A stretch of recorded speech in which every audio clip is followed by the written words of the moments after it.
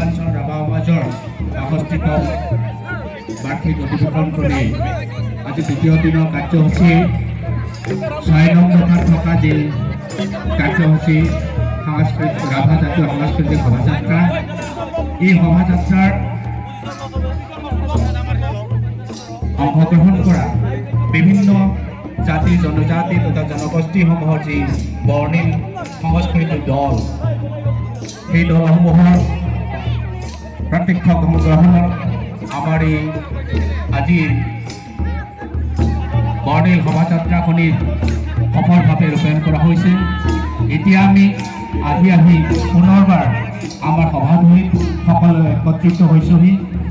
এতিয়া এইখিনিতে আমি আমাৰ এই শোভাযাত্ৰাত অংশগ্ৰহণ কৰা প্ৰতিটো সাংস্কৃতিক দলৰ কাৰণে আমাৰ বিনম্ৰ অনুৰোধ, তেওঁলোকে যাতে তেওঁলোকৰ নিজৰ যি সাংস্কৃতিক প্ৰতিভা সেইখিনি ৰাজহুৱাভাৱে আমাৰ এই সন্মুখত থকা প্ৰথাখনত প্ৰদৰ্শন কৰে। তাৰ কাৰণে তেওঁলোক সকলো সাংস্কৃতিক দললৈ মই বিনম্ৰ অনুৰোধ কৰোঁ।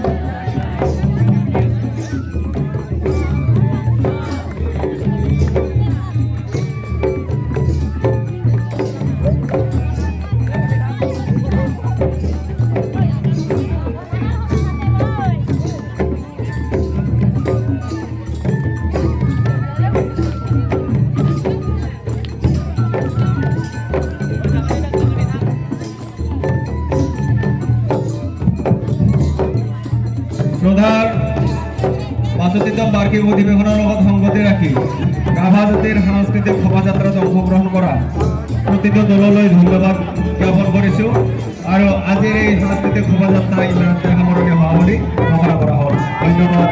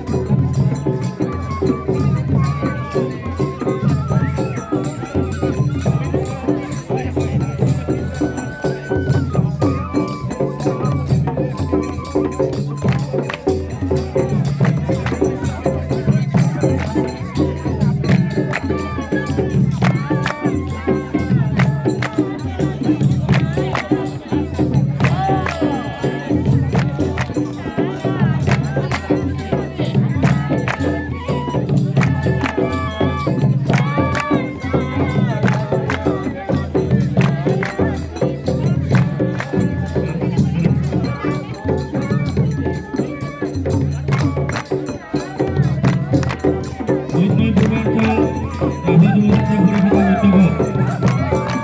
পৰিষদৰ উদ্যোগত ছাতাবাৰী জ্ঞাতি ৰাইজৰ দ্বাৰা ৰাভা লোক সংস্কৃতি প্ৰদৰ্শন আমি অনুষ্ঠিত কৰিবলৈ ওলাইছোঁ।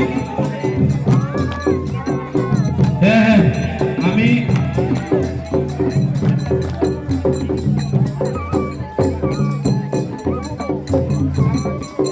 দুয়োটা সভাৰ পৰা অহা সমূহ প্ৰতিনিধিবৰ্গ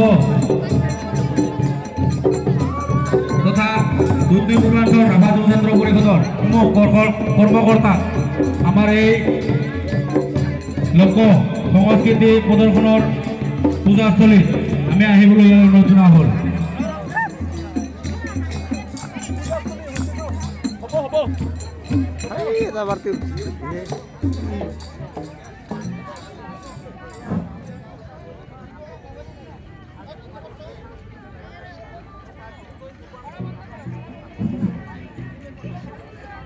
উত্তৰ পূৰ্বাঞ্চল যুৱ ছাত্ৰ পৰিষদৰ সভাপতি সম্পাদক তথা বিভিন্ন দায়িত্বত থকা বিষয়ববীয়াসকলক আমাৰ এই লোক সংস্কৃতি প্ৰদৰ্শন পূজাস্থলীত আমাৰ আহিবলৈ ইয়াৰ অনুৰোধ জনোৱা হ'ল।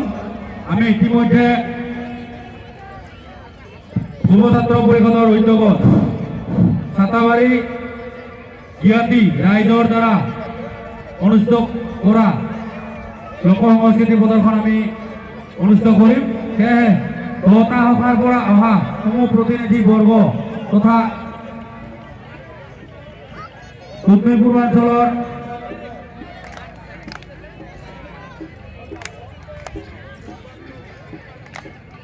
সভাপতি সম্পাদক উত্তৰ পূৰ্বাঞ্চল ৰাভা মহিলা সমাজৰ সভানেত্ৰী সম্পাদিকা বাইদেউ আৰু উত্তৰ পূৰ্বাঞ্চল ৰাভা যুৱ ছাত্ৰ পৰিষদৰ সভাপতি সম্পাদকৰ লগতে বিষয়ববীয়াসকলক আমাৰ এই লোক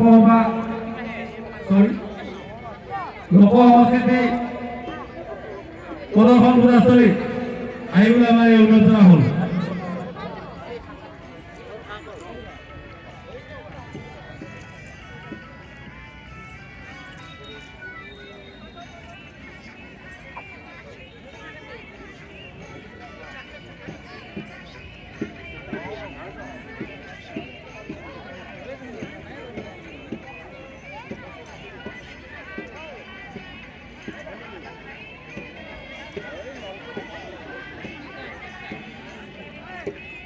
আমি আমাৰ সঞ্চালকৰ মাইকমেনক আমাৰ এই পূজাস্থলীত বিচাৰিছোঁ। তেওঁলোকক আমি ষ্টেণ্ড আৰু এটা মাইক্ৰফোন লগত আনিবলৈ ইয়াৰ অনুৰোধ জনাইছোঁ।